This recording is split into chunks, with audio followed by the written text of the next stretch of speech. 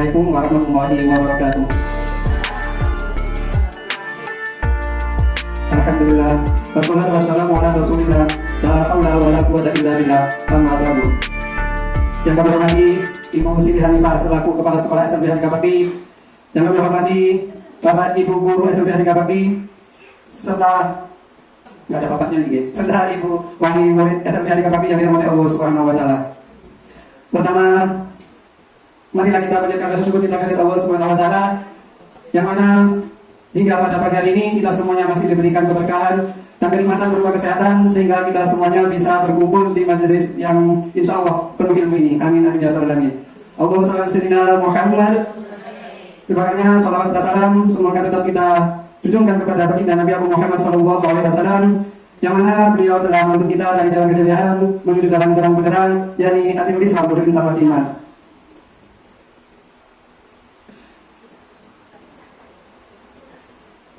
Pertama,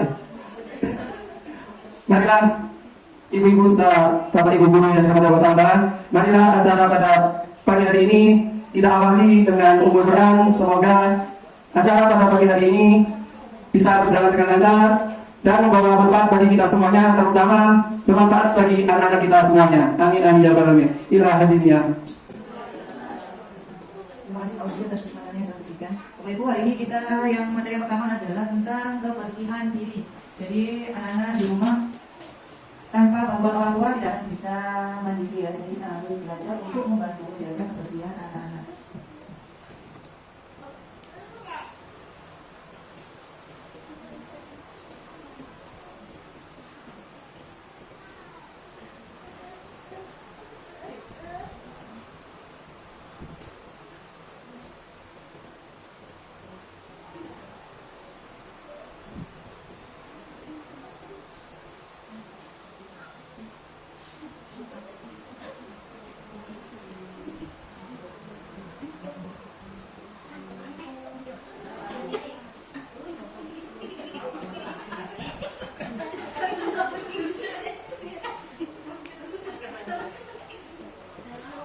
Tujuan kegiatan hari ini adalah diharapkan Bapak Ibu mampu membantu anak-anak dalam memahami, menyampaikan dan menerapkan konsep kebersihan diri dalam kehidupan sehari-hari. Jadi indikator pencapaiannya nanti Bapak Ibu bisa menjelaskan jenis-jenis aktivitas kebersihan diri dan cara melakukannya, serta menjelaskan manajemen menstruasi untuk mendukung orang tua atau keluarga dalam membantu anak-anak didik dalam mempraktikkan kebersihan tubuh.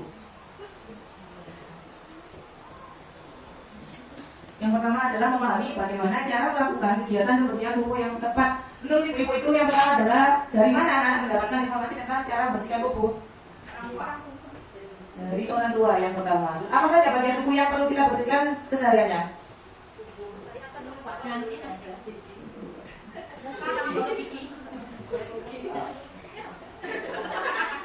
Kegiatan membersihkan diri itu ada 8 macam. Yang pertama adalah mandi dan mencuci baju. Jadi anak-anak biasanya kalau kegiatan pelajaran di kelas ada program pengembangan diri, anak-anak dilatih untuk bagaimana cara mandi dan mencuci rambut serta banyak-banyak ini 1, 2, 3 sampai 8. Tapi di rumah Bapak Ibu diharapkan membantu anak-anak seperti mandi. Kadang mandinya tidak lengkap. Jadi misalnya disuruh mandi sendiri hanya air saja.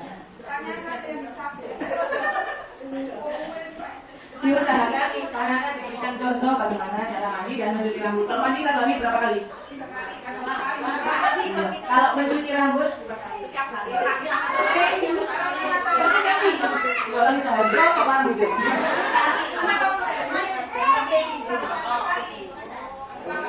Untuk yang menggosok gigi,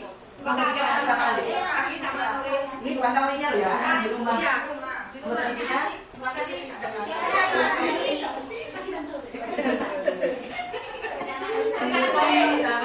Yang membersihkan kuku dalam 1 minggu berapa kali membersihkan? 2 kali.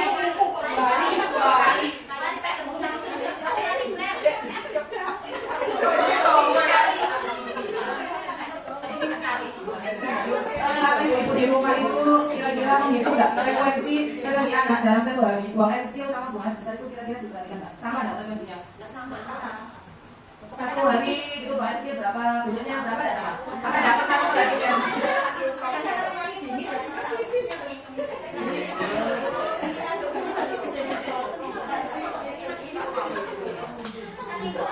Ya nanti liburan, ini anak-anak coba diperhatikan frekuensi buang air kecil dan buang air besar. Itu berpengaruh dari makanan yang masuk ke dalam tubuh. Jadi itu nanti ada efeknya. Kalau misalnya iya, itu berapa kalinya? Nanti di akhir kita akan buatkan program diet untuk anak-anak. Jadi mengapa anak harus diet? Soalnya frekuensinya buang air besarnya segini. Harusnya kalau misalnya satu kali di pagi hari antara jam 5 sampai jam 7 itu waktu buang air besar paling bagus. Jadi kalau pagi nggak buang air besar atau satu hari nggak ada, besoknya baru, itu berarti anak-anak mengalami gangguan.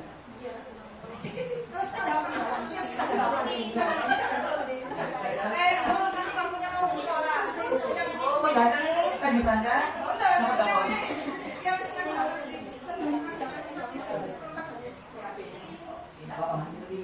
rutin.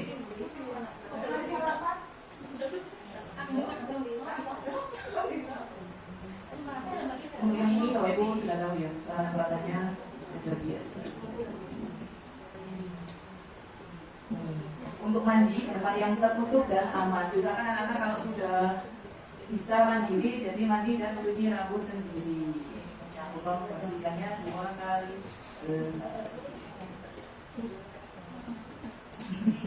Untuk menggosok gigi diusahakan jangan saat mandi. Gosok gigi itu setelah sarapan dan sebelum tidur. Itu banyak orang tua kalau gosok gigi anaknya itu 2 kali memang cuma pas mandi, jadi pagi sama sore hari. Usahakan setelah sarapan baru gosok gigi, kemudian sudah makan malam sebelum tidur baru gosok gigi. Jangan sorenya, waktu mandi biasa itu.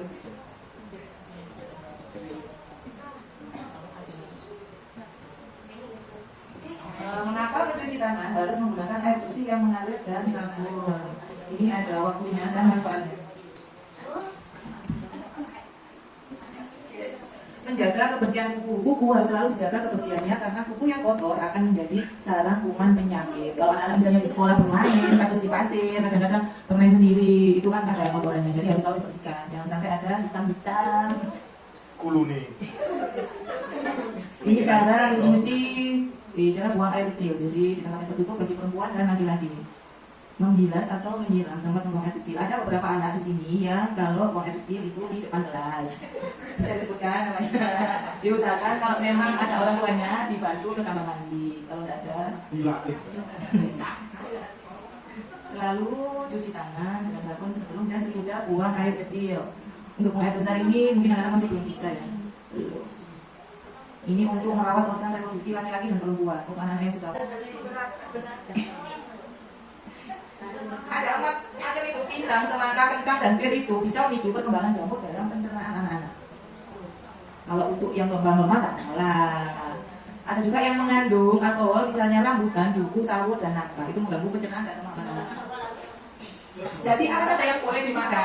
Nah, ini ada buah apa saja yang boleh dimakan untuk anak-anak? Ada belimbing, pepaya, nanas ini masih belum, kiwi, jambu merah, sirsak, matisan, salam, nangka.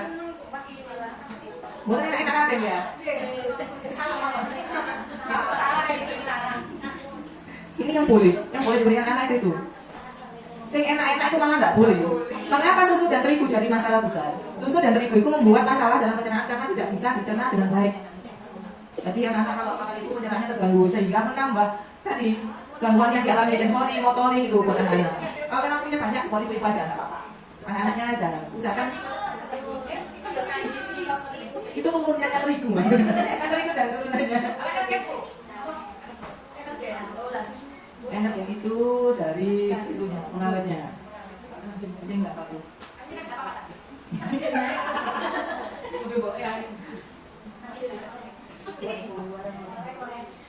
Apakah harus tetap diet walaupun anak tidak hiperaktif? Saya tidak bilang ya, diet itu hanya untuk anak-anak yang hiperaktif. Jadi misalnya dari tunagrita sama autis, untuk anak B nggak perlu, nggak apa-apa. Karena saya lebih menyarankan untuk diet yang untuk anak teradia, misalnya gangguan keterlambatan bicara. Jadi kayak Mas Adam dulu itu juga pernah mengalami gangguan bicara. Bukan anak cuma dia mengalami keterlambatan aja. Jadi kayak speech delay, sekarang sudah tidak lagi, sudah selesai terapi. Nih, kenapa kedelai atau susu kedelai tidak diperbolehkan? Biasanya nggak usah udah susu, cari kedelai yang sehat. Tidak juga. Ini ada contohnya ya. Cuma kemarin saya kemaluman, jadinya sedikit. Jadi lokasi makannya seperti apa? Di hari pertama misalnya kita membuat soto ayam buat anak-anak. Jadi yang kedua bisa sup. Itu untuk gizinya anak-anak. Jadi walaupun nggak dapat buah, nggak dapat susu tadi, bisa dapat dari ini. Oke. Kalau Kalau misalnya dari ketiga atau empat, gampang kan tuh gadu-gadu ya, nggak setiap hari gadu-gadu juga ya Maya. Ini sampai hari kelima, 6, 7 juga bisa. Nggak apa, buah-buahnya cari yang mudah misalnya pepaya tadi.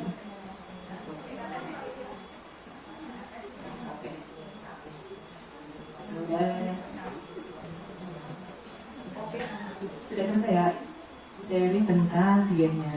Dengan kita baca yang diberikan tadi.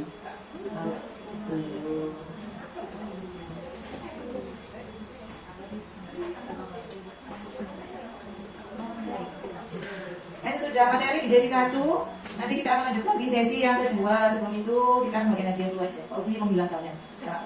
Yang monggo maju ke depan untuk juara 1. Ya, nomor apa?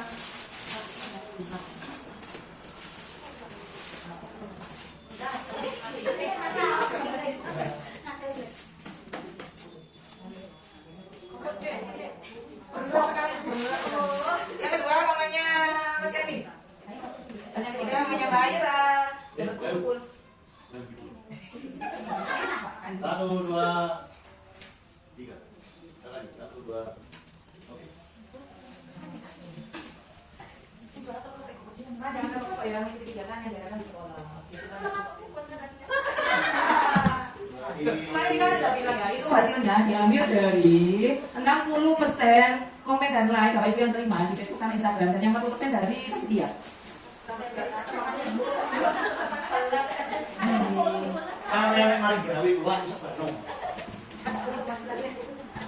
Tadi tonton ya Mas gue.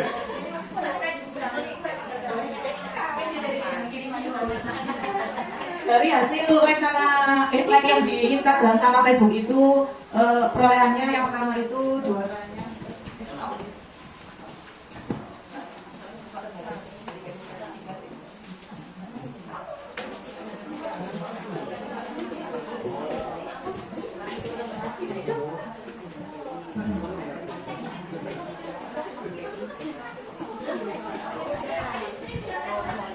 Kalau ada pertanyaan Pak, like di punya anak saya itu banyak kok enggak juara. Pertanyaannya adalah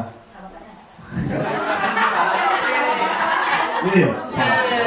Jawabannya adalah keputusan panitia itu diambil pada hari Senin tepat jam 12 siang. Jadi kalau setelah itu diputuskan, terus like-nya nambah, sudah tidak terhitung. Begitu. Gitu ya. Jadi hari ini misalnya, hari ini kok like-nya lebih banyak punya saya, kok saya tidak menang. Teman-teman juri adalah tanggal hari Senin jam 12 siang. Jadi pas jam 12 siang itu ya itu tab terakhir. Setelah itu besoknya atau 2 hari berikutnya nambah lagi sudah nggak dihitung karena sudah ditetapkan seperti itu. Ya. Dan kenapa harus di Facebook atau di Instagram? Tujuannya adalah pengimbasan. Jadi agar semua orang melihat bahwasanya kita bisa kayak gitu. Ya, maksudnya yang seperti itu. Oke, ada pertanyaan mungkin? Enggak ya? Tidak ada yang protes? Berarti maksudnya ini Ya. Pak, saya pernah kok panjat mau. Silahkan dilihat like dan komennya. Seperti itu. Ya.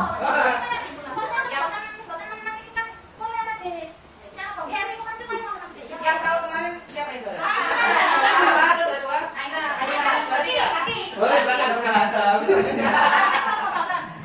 Ya, ini kan kompetisi ya. Ini kan kompetisi. Jadi diambil yang terbaik dan satu hal lagi bahwasanya kita menetapkannya itu secara objektif. Kalau bagus dibilang bagus. Nah, yang terakhir, kalau yang pertama dulu kan menggunakan apa? Ya, menggambarkan, membawa poster itu. Ya, karena memang bagus. Kita bilang bagus. Nah, kemudian wah paling guru nih menghindari hal itu, kita putuskan untuk membuat voting dari internet, dari Facebook berapa like-nya. Kan bukan kita yang nilai, orang lain kan akhirnya. Nah, seperti itu. Pak, gak tahu menang Pak. Tidak begitu konsepnya. Ya berarti yang hari ini kalah, berarti besok berusaha lebih baik lagi. Ya, kalau sudah pernah menang nggak boleh ikut, nggak ada keluh, sebenarnya nggak keluh. Terus tujuan memeriahkannya di mana? Atau gini, nggak usah hadiah. Kalau nggak pakai hadiah apa sampean semangat. Nah, kan gitu, gawe apa? Akhirnya begitu. Tujuan kita memberi hadiah itu bukan soal siapa yang menang dan siapa yang kalah, untuk memberikan semangat dan memberikan motivasi. Bahwasanya tahun ini saya belum bisa juara 1, mungkin tahun depan bisa. Caranya gimana? Itu tadi. Tahun ini atau soalnya, nah makanya votingnya itu dari luar, bukan dari guru-guru. Ya. Sudah dari guru-guru. Yang bagus siapa? Maksudnya yang bagus siapa?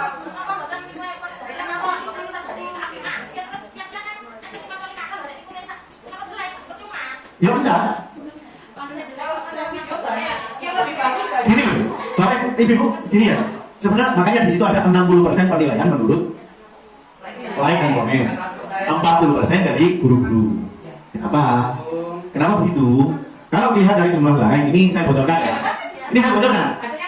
Hasilnya nggak sama. Harusnya kalau dari jumlah like dan komen saja, juara 1 itu Rafa, juara 2 Aira, juara 3 Kevin. Kenapa kok bisa berubah? Karena ada 40% keputusan dewan juri. Gimana Pak keputusannya? Walaupun like-nya Aira lebih banyak, tapi kualitas videonya lebih bagus Kevin. Nah, begitu.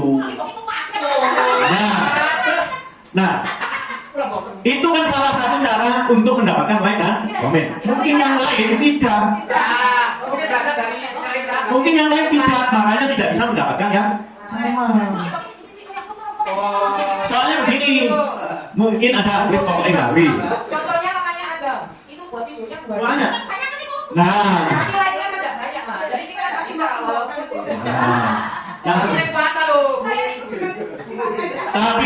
Tapi begini. Setiap kegiatan itu tujuannya bukan karena juara 1, juara 2. Ya. Setiap kegiatan itu bertujuan untuk menyuarakan. Ya, menyuarakan. Misalnya hari disabilitas, maka menyuarakan tentang disabilitas. Misalnya hari guru, menyuarakan tentang keberadaan guru. Yang beda selanjutnya adalah peringatan dari Kartini. Nah, di bulan apa nanti dengan persiapan. Kartini 21 April. Apa nek Kartini ku yo bune maneh? Kan tidak. Semua orang sudah tahu Kartini. Apakah bikin lomba masak lagi? Kan enggak harus begitu. Karena kita itu sudah mulai masuk ke abad digital. Maka semua itu penilaiannya menurut orang luar. Nah, tujuan sekolah kenapa harus Facebook atau Instagram atau sosial media? Biar orang-orang tahu di sini ada SLB Harika Bakti dengan murid-murid dan wali murid yang sangat luar biasa. Seperti itu. Soalnya namanya Mas Makluf itu yang kaki itu. Iya. Namanya masih ada di SLB Mas Makluf juga Peterongan. Kenapa? Dulu kan ada di sana. Cuma anaknya enggak tahu tidak di sini. Tapi kalau dia ada aktif di sosial media enggak tahu. Dari sekolah luar itu menurut orang luar itu Mas Makluf masih sekolah di sana. Datanya masuk sana. Jadi misalnya ada apa-apa di sana, bukan di sini. Terus waktu mau keluar itu dicabut dulu. Ya. Terus kemudian kenapa harus sosial media? Yang pertama, sekolah kita nanti itu tahun 2023 akan menjadi sekolah penggerak. Apa itu sekolah penggerak? Pertanyaannya begitu. Jadi sekolah kita itu nantinya akan jadi sekolah percontohan. Nah, lah nek Bapak Ibu tidak ikut berpartisipasi terus guru netok, bukan nggak boleh ya, tapi kerjasamanya gimana? Gitu loh. Anak bisa berhasil itu bukan dari guru-guru, karena di sekolah terancam. Nah, seperti itu. Begitu. Makanya anak-anak itu kalau bisa lebih aktif di sosial media lebih aktif itu lebih bagus. Karena apa? Ada namanya jejak digital. Jadi ketika misalnya Mas Menteri Nadiem itu searching SLB, metu sing arep dhewe seperti itu. Yang lain belum aku sih sudah. SLB Jombang, ada kegiatan ini. Ternyata yang luar kita dulu, lain-lain nggak ada, hampir jarang. Gitu loh. Jadi tujuannya begitu ya. Hadiah hanya untuk memeriahkan. Jadi lihat sampai mikir hadiah hadiahnya dulu. Betul gitu kan, Ge? Paham, Ge?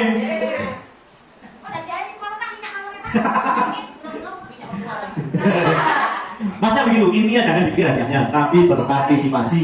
Kalaupun menang, alhamdulillah. Kalah, tak apa-apa. Yang penting ikut memeriahkan. Lah soalnya yang dipikir hadiahnya. Nanti hadiahnya Pak sih menang. Kalian tahu kan kalian melok cari telu yang telu dong kan. Masih ini kalau dapat juara nanti kalau misalnya dapat ini nanti tidak masalah. Ini buat pertanyaan nanti. Kalau tadi memperhatikan prestasinya nanti bisa menjawab pertanyaan. Untuk aja sih kalau ada saya kira mana? Ya apa? Ya nanti kok mau kemana lagi. Jadi kalau mau hadiah ya silahkan lebih aktif. Oke, tepuk 1, tepuk 1, tepuk 2. biar konsentrasinya lancar. Saya kembalikan.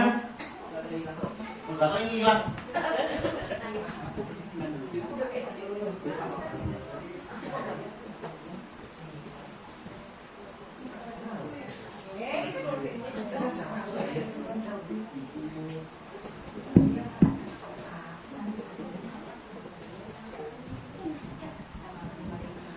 Terima kasih disampaikan. Mungkin perlu diperkuat lagi memang apa yang disampaikan oleh Pak Hanafi tadi, bahwa untuk sekarang ini memang sekolah apapun itu, baik siswa maupun guru, memasuki abad 21 ini memang serba digital. Jadi bukan hanya anak-anak dan wali murid saja yang dituntut untuk bersosial di media sosial, tapi guru pun semuanya boleh.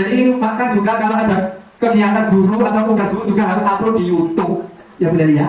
Sekarang itu seperti itu, nggak kirim kertas, sekarang harus di YouTube semuanya. Makanya kenapa setiap ada syuting itu sebenarnya dikirim ke kampus itu untuk kegiatan ya. Iya, syuting. Habis ini juga ada syuting lagi tapi beda.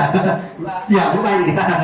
Jadi seperti itu ya. Memang mau nggak mau untuk sekarang ini mengikuti abad 21 memang harus serba digital. Jangan dan kita para guru ini dituntut untuk bisa berkomunikasi, bersosial di media sosial, baik itu Instagram dan lain-lain. Jadi harus belajar endel mungkin. Mungkin itu yang perlu diperkuat lagi. Untuk selanjutnya Bapak Ibu yang dirahmati Allah Subhanahu, materi yang kedua akan disampaikan oleh Bu Iis. Kepada beliau dan Pak dilakukan. Baik, terima kasih kepada Pak Fauzi yang sudah. Assalamualaikum warahmatullahi wabarakatuh. Alhamdulillah.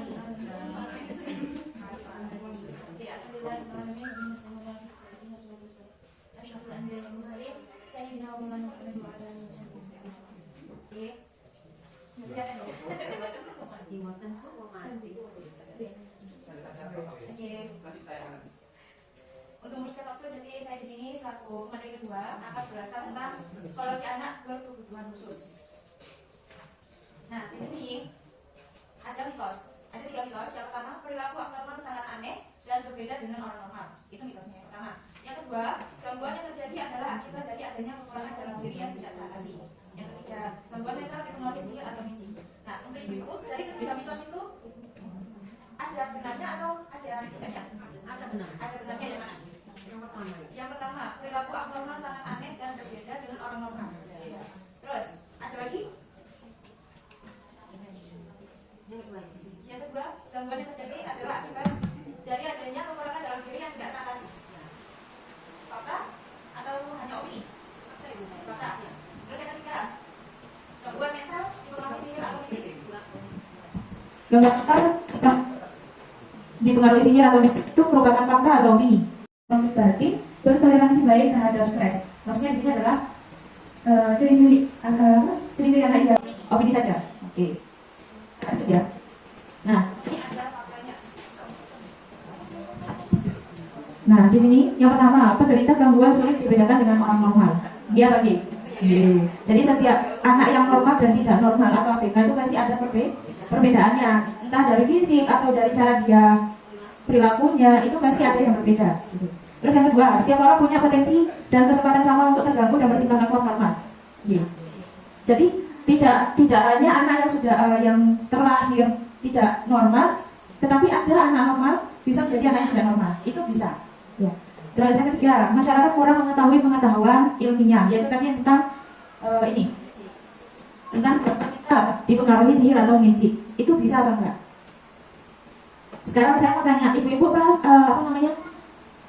percaya nggak sama sihir atau magic itu? Ada yang percaya, ada yang tidak. Makanya faktanya adalah masyarakat kurang mengetahui pengetahuan ilmiah. Ilmiah itu tentang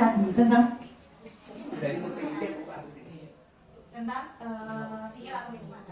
Tapi ada magic atau sihir itu bisa menjadi faktor anak tidak normal. Itu bisa. Selanjutnya, di sini ada konsep normal sehat. Ada 3. Yang pertama, World Health Organization, yaitu sehat adalah keadaan berupa kesejahteraan fisik, mental, dan sosial secara penuh, dan bukan semata-mata berupa absen atau badan-badan tertentu. Jadi yang pertama, sehat. Sehat itu kan pasti membutuhkan yang namanya kesejahteraan fisik. Fisiknya harus sehat. Ketika fisik kita tidak sehat, maka yang akan terjadi apa?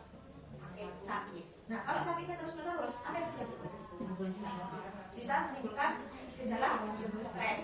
Stres bisa masuk ke gila. Gitu. Stres bukan berarti orang gila ya, bukan berarti. Tapi kalau sudah stresnya sudah mulai tinggi, otomatis dia akan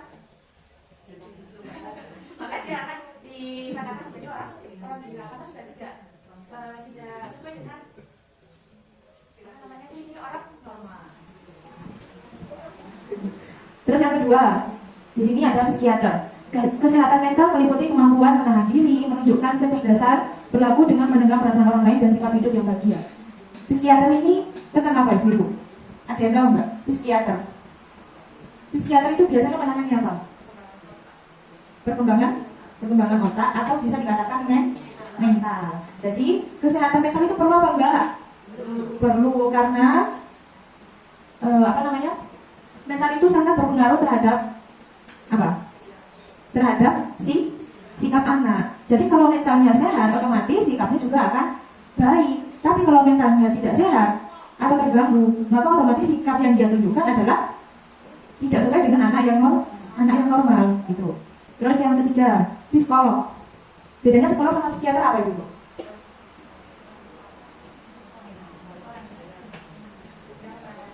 Apa bedanya? Kalau psikiater tadi kan tentang membahas tentang otak, mental. Nah, kalau psikolog itu apa?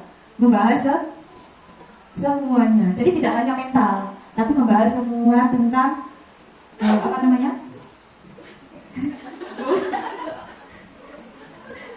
Jadi membahas semua aspek yang menunjukkan anak itu normal atau tidak, terus sikapnya, kepribadiannya, perkembangannya itu mencakup tentang psikologi.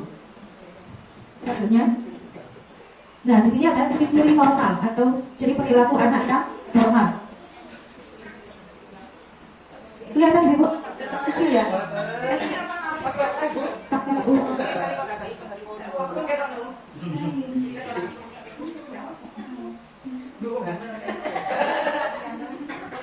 Saya di sini juga kecil itu tulisannya, jadi nggak terlalu kelihatan juga.